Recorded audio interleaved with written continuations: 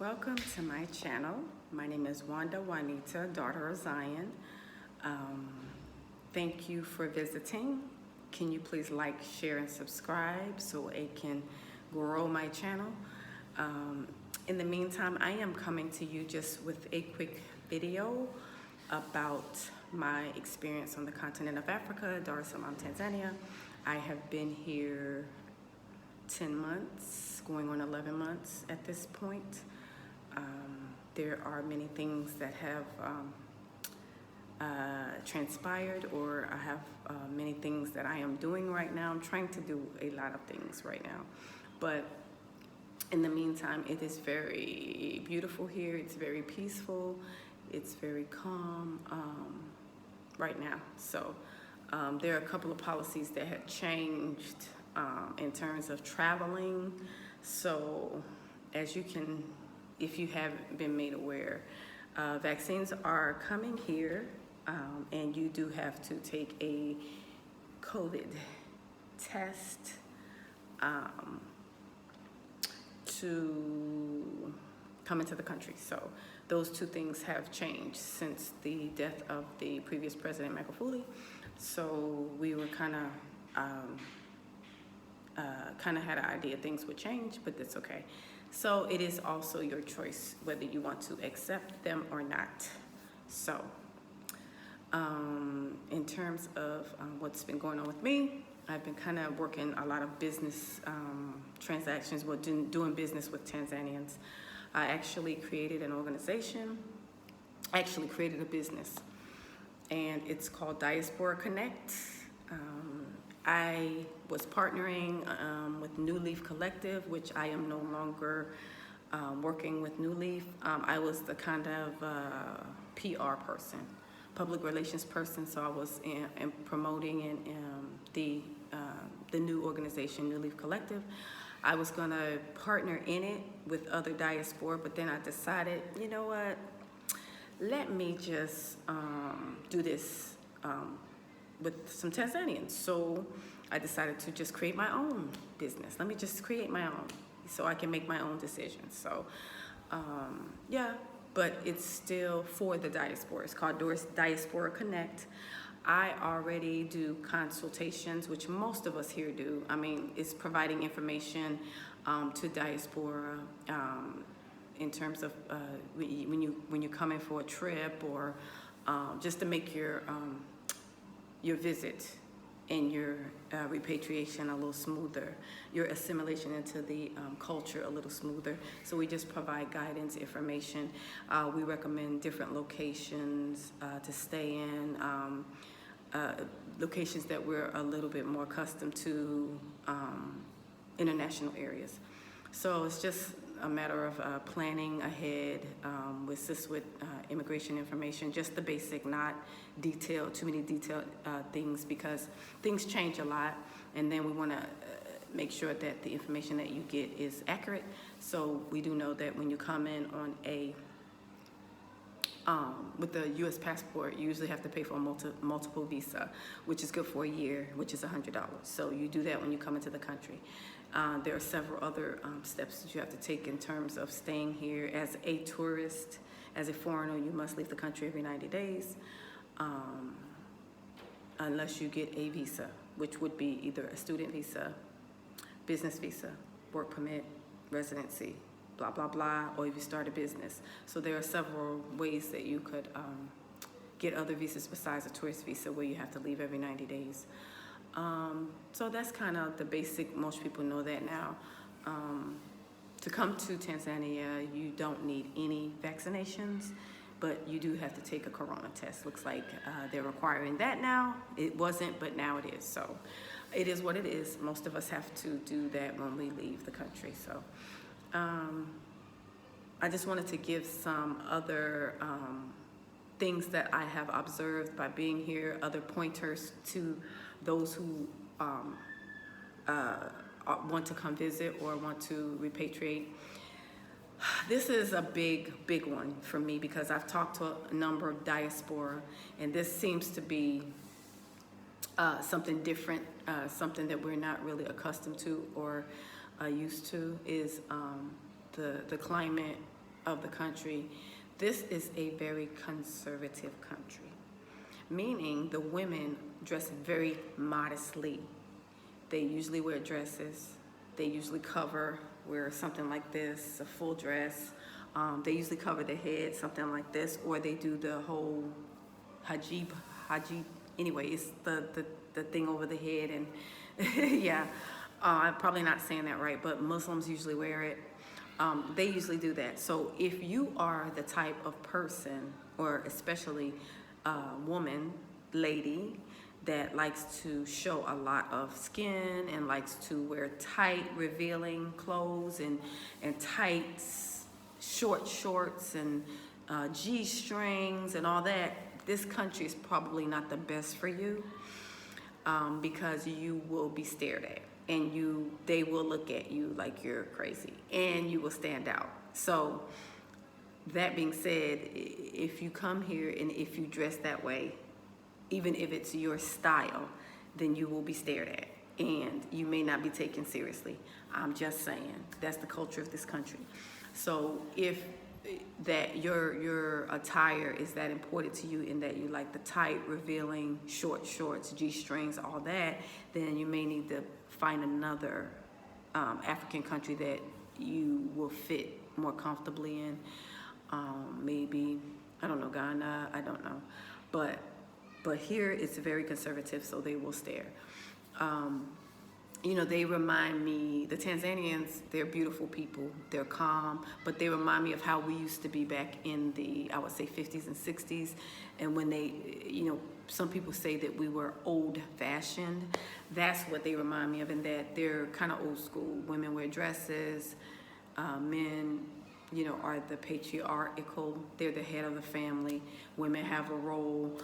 So it's how it used to be for us way back when. Even with the dressing, most of the women here dress modestly, and it's okay to dress modestly, because when you dress modestly, you're still beautiful to them.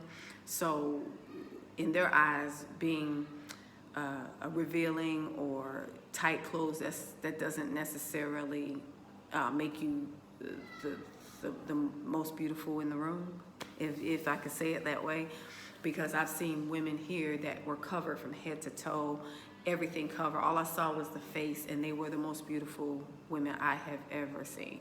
They look like queens, princesses, and they're just very graceful, and you can actually still see their body even though they're clothed from head to toe. So it's not that many clothes that's gonna not reveal your curves as you move anyway. So it's not necessary to show everything. But I just wanted to mention something like that. And also the security here. It's very important for you to be aware of your, as a foreigner, be aware of your, the way you move here, in terms of, like, if you are by yourself, single, alone most of the time, and you know, travel a lot at night by yourself, just be mindful. I would say be mindful, because it's really safe here. I haven't had any issues with robbery or anything, but I am also very careful and cautious, and I pay attention to everything around me. And I also like to blend in. Everybody's not like that, but for me, I like to blend in. Many of the Tanzanians think I am Tanzanian, and they don't know that I'm not, because I don't really speak English out loud. I usually speak Swahili.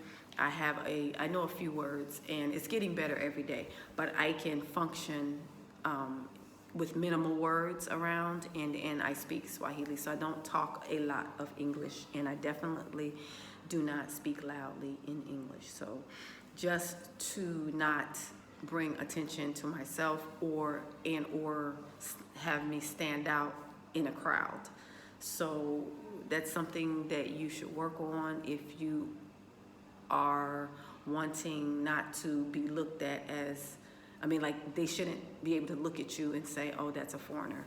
So if you want to assimilate, it's up to you. If you want to not stand out wherever you go as that's a foreigner, that's a person from the West, then you may need to reevaluate the way you dress. We evaluate the tone that you use when you speak, and it's even speaking loudly, because we speak a lot louder than Tanzanians. They're kind of mild mannered, and they're calm when they speak, when they talk. They're very calm. A lot of times they know that we're not we're foreigners when we speak, because we use our hands a lot. We're very expressive in, you know, how we move and talk, and I mean, they can kind of tell the way we move that we're not Tanzanians. So if you want to, you can work on just being a little calmer in your volume, and you're speaking, trying to, you know, work on your Swahili. It would help you out a lot more with the pricing and everything, because of course we get a higher price because we're foreigners, and it is what it is. It is what it is. Like, it doesn't bother me, but I'm learning how to count money, and I'm learning how to negotiate a little bit more. And also, if I notice that I'm being overcharged, I will not go back to that particular vendor. So that's another thing that you need to be aware of. If you are being overcharged, then you go to a specific fruit stand, vegetable stand, butcher, wherever you go. If you notice that you're being overcharged, I would recommend you never go back to that place, because if you keep coming back, then it's gonna be worse for the next person. So it is what it is. There are two different prices here from what I noticed. There is the Tanzanian price, and there is the Mzungu price. So if you go to visit a place where you have to pay, like if you want to take a boat to one of the islands here, they have a Mzungu price, and then they have a Tanzanian price. It is just what it is, two different prices, which I do understand, because the value of the money in the West is much more than the value of the T-shilling here. So I get it. It's just fair for us not to, I mean, fair in terms of the money, the value of the money. But at the end of the day, it's still difficult for us coming here and wanting to repatriate, or wanting to stay here and live here, that we're always being charged more than the locals. But there's nothing you can really do about it. I don't cry over it. It bothers me sometimes, but I know when I need to have a Tanzanian with me to negotiate for me. Big ticket items, definitely I have a Tanzanian to negotiate and buy it for me. Actually, sometimes I'll just take a picture of what I want, send it to one of my Tanzanian brothers, and I'll ask them if they can go pick it up at the market or something for me, like Kirikou. That's one of the biggest markets, and then they'll go get it, and they usually get the Tanzanian price. So that's another good way that you can do it. It's different ways around it. So, and then the business Diaspora Connect that I have started or created, it is a Tanzanian business. The Tanzanians have 51%, and I am 49%. So that means it's a Tanzanian business. Therefore, everything under us, we get the Tanzanian price. So that's really good. If you come and start a business as a foreigner and you go to the Tanzania Investment Center, everything's going to be a little bit different, because that's a foreign company. So things are going to be more complementary to your value of your money. So it's going to be more expensive. So I would recommend you partner with a Tanzanian in business. I see there's a young brother, Adrian the expat, is partnering with Tanzanians in gold mining, and that is a wonderful, beautiful thing. I am so happy for that young brother. He's doing big things. There have been people here longer than him, and he came and jumped right in and got to business working with Tanzanians, and so that's what you have to do. It takes time to get to know different individuals, Tanzanians, develop relationships, but work on that when you come. And if you don't, you reach out to me. I have a lot of connections through Diaspora Connect that I can connect you with Uber drivers, Dalalis.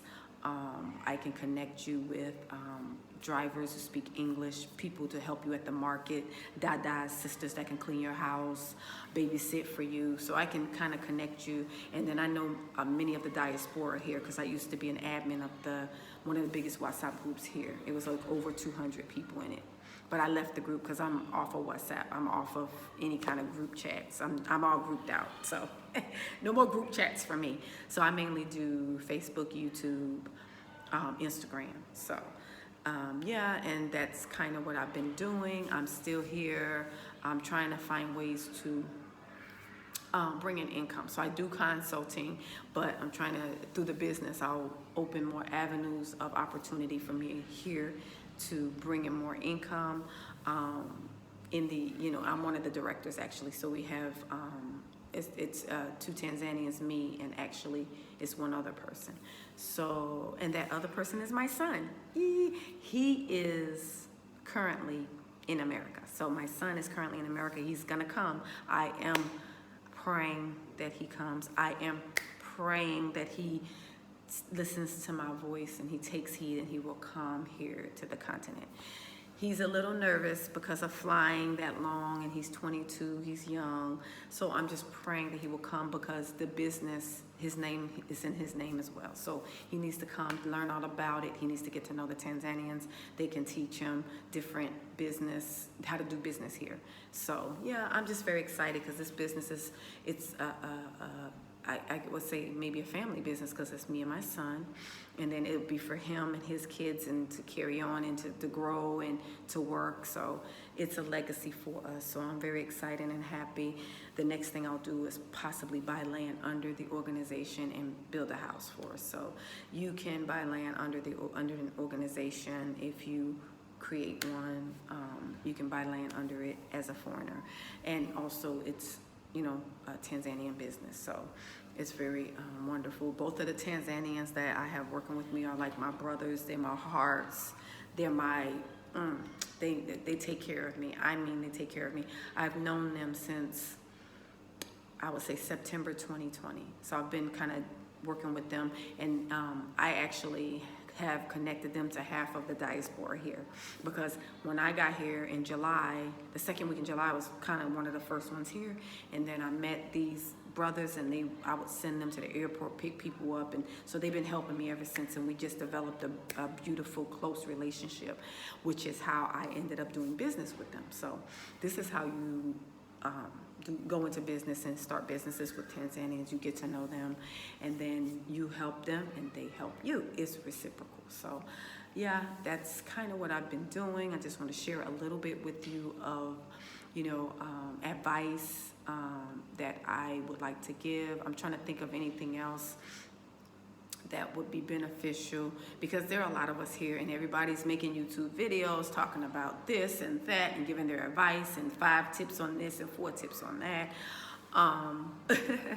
And so one thing I can say is Tanzania and just the continent of Africa, because I have been to Ghana. I went in 2019. I stayed for 2 weeks.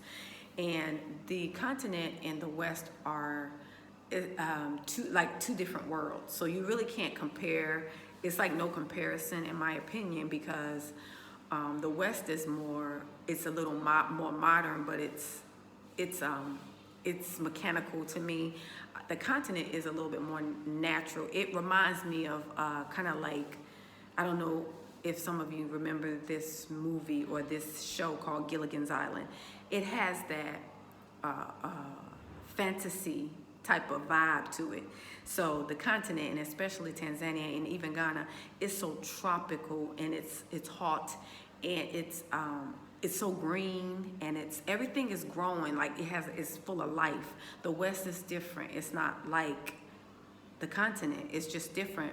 Yes, there are more buildings and the roads are more developed, but at the same time, the continent, and especially Tanzania, and Ghana, I've been to both places, the feeling in your spirit, in your inner spirit, is more of a peace in your heart, in your spirit. You have a peace being here. It's like waking up on a tropical island every day. Although the roads are not paved, but as you walk on those unpaved roads, you feel like you kind of like out in kind of nature. Everything feels so natural. I mean, you have the animals roaming freely. You have the fruit and vegetables growing everywhere. You have all kind of plants and trees, and then the sky is so blue and clear, like nothing flying, no planes, hardly at all. You see nothing in the sky but birds. You hear the crows and the birds, all the animals you hear at night. You hear the frogs and the toads, and you hear all kind of things. but it's just so beautiful. It's just such a natural environment. So I couldn't compare the two, the West or America and the continent, because they say that the continent is a third world country, but I don't know, because I feel when it didn't take me long to adjust to the Tanzania. It didn't take me long to adjust to the environment and the living environment. So it didn't feel like a so-called third world country, because even though it's not as developed, but the systems here that they use here, it's so natural. Like even if the power goes out, they can still cook. So one thing about the continental Africans is they're very, very, very resourceful. They are very resourceful. Like my fundis, these are like mechanics, the ones that fix your repairmen. They're repairmen. A fundi is a repairman. So if I have like a leak in my, under my sink, and I call them, or if my sink is backed up, or I call them, they do not have all the tools and equipment like in the West, but they'll have like a knife, a butter knife or something like that, but they'll like take everything apart, and then they'll pull out, like, look what you did, and look, you can't wash this, you have to do that. I mean, like, they're so resourceful. They don't even have all the tools that they need, and most of the time they don't have shoes on, but they fix everything, they build everything. They're just amazing. I've never seen anything like this since I've been living here 10 months. I just think continental Africans are very strong. They're very resourceful, and I can see why they're special, because they're very unique. They're very unique. They're very unique and beautiful people. Yeah, so I haven't regretted being here at all. I haven't. Every day I wake up and I thank the Creator, the uncreated Creator, for allowing me the opportunity to be here, for blessing me with the finances to be here, because I'm not working right now. I'm not receiving income. I'm kind of living off of savings, kind of for a 401k, but I am doing little consults here and there to get a little money in here and there. So many people are doing consults, so I don't have as many, but I have all other kinds of ideas that I am working here and there. So it's a lot of opportunities here for you to teach. You can teach English.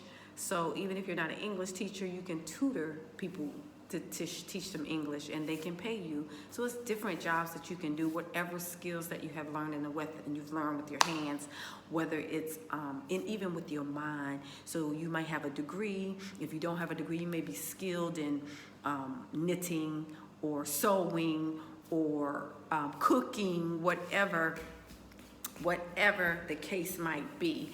I'm sorry, it's a bug. There's a bug crawling. I'm sorry, there was a bug crawling. I had to kill it, but I really try not to kill the bugs here, because the continental Africans, they don't kill the bugs. They just like push them outside.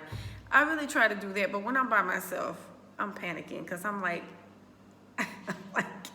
it's between me and you, bug. You have to go, okay? And sometimes I don't want to open the door to push them out. So, but I'm trying not to kill these insects. Oh, but they keep coming in my place. Yeah. So, yeah, I just wanted to come to you and give you kind of an update on the status and what I was doing, what I was up to. I'm not in any type of WhatsApp groups, none, because I'm grouped out. I'm tired of grouping right now. So I'm kind of going solo, doing a solo thing, but I'm still on, I'm on Telegram, I'm on Signal. I have email.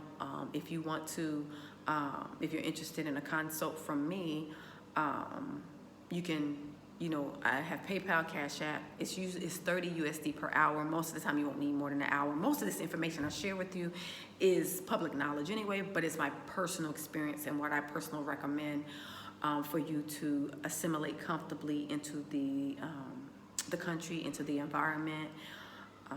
And so, yeah, so that's kind of why I wanted to do this video. I said I was going to try to make a video once a week. So I wanted to just give you a quick update. Everything is going well.